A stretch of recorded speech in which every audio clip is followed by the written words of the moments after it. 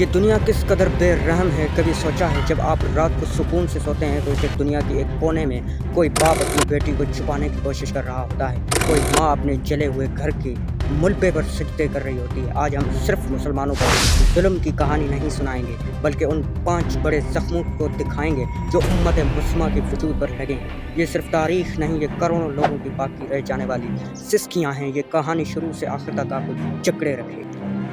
کہانی 1948 میں شروعات ہوتی ہے۔ ایک ایسی زمین جو صدیوں سے اہل عرب کا گھر تھی، اسے اچانک وطن کا نام دے کر چھین لیا گیا۔ اسے النکبہ یعنی بڑی آفت کہا جاتا ہے۔ نہ فلسطینیوں پر حملہ کیا گیا، ان کے گاؤں اور شہروں پر قبضہ کر لیا گیا، انہیں ان پھیلتی ہوئی زیتون درختوں کی زمینوں سے زبردستی نکال دیا گیا۔ ظلم کی انتہا یہ ہے کہ آج بھی غزہ اور مغربی کنارہ ایک کھلی جیل ہے، انہیں دیواروں میں قید کیا گیا ہے۔ ان کی سڑکیں، ان کی پانی، ان کی بجلی سب دوسروں کے رحم و کرم پر ہے۔ ہر روز کوئی گھر بارود زد میں آتا ہے اور ہر روز ایک نیا بچہ یتیم ہو جاتا ہے۔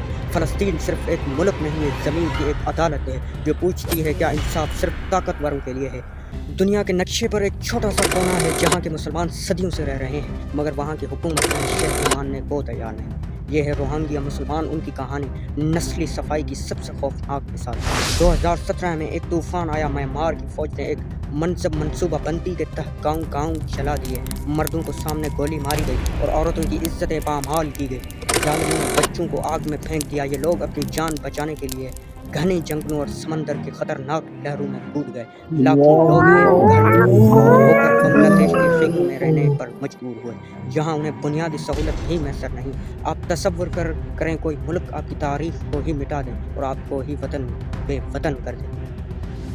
ایغور مسلمان چین اور ثقافت کا قتل ہے۔ یہ ایک ایسا ظلم ہے جو دیواروں کو پیچھے ہوتا ہے۔ چین کے صوبے سنکیانگ میں ایغور مسلمان رہتے ہیں۔ یہ لوگ صدیوں پرانے اسلامی ثقافت، زبان اور لباس کے حامل ہیں، لیکن انہیں دنیا کے سب سے بڑے نظر بندی کیمپوں میں بند کیا جا رہا ہے۔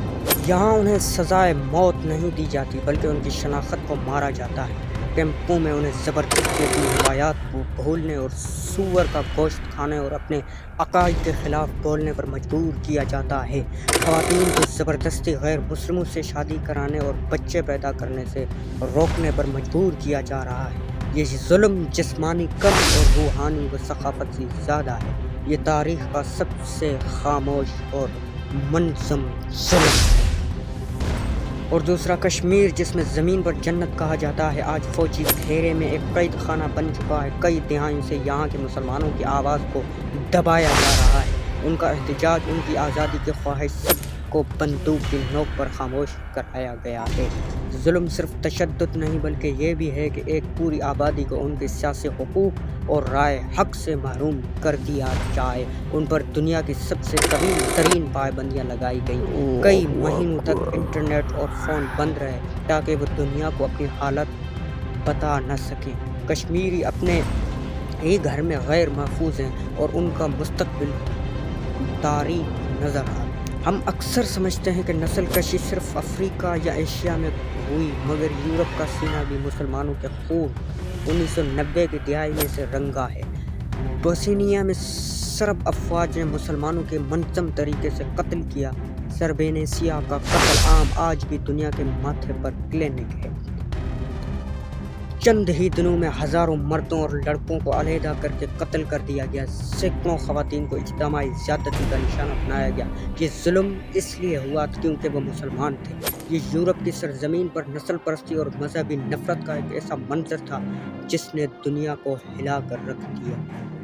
یہ کہانی نہیں ہے، ایک بڑی المپی کا حصہ ہے جو مختلف شکلوں میں دنیا کی کئی ممالک جیسے شام، عراق اور یمن میں جاری ہے۔ سوال یہ نہیں کہ یہ ظلم کس نے کیا، سوال یہ ہے کہ دنیا نے کب آنکھیں کھولی۔ کیا انسانی حقوق صرف ان لوگوں کے لیے ہیں جن کے پاس طاقت ہے؟ اگر آپ کو یہ کہانی سن کر تھوڑا سا بھی درد محسوس ہوا تو آپ کا ضمیر زندہ ہے۔ اب یہ آپ پر منحصر ہے کہ آپ اس آواز کو آگے بڑھاتے ہیں یا نہیں۔ اسے شیئر کریں تاکہ دنیا کو پتہ چلے کہ امت مسلمہ کا وجود آج بھی لرز رہا ہے۔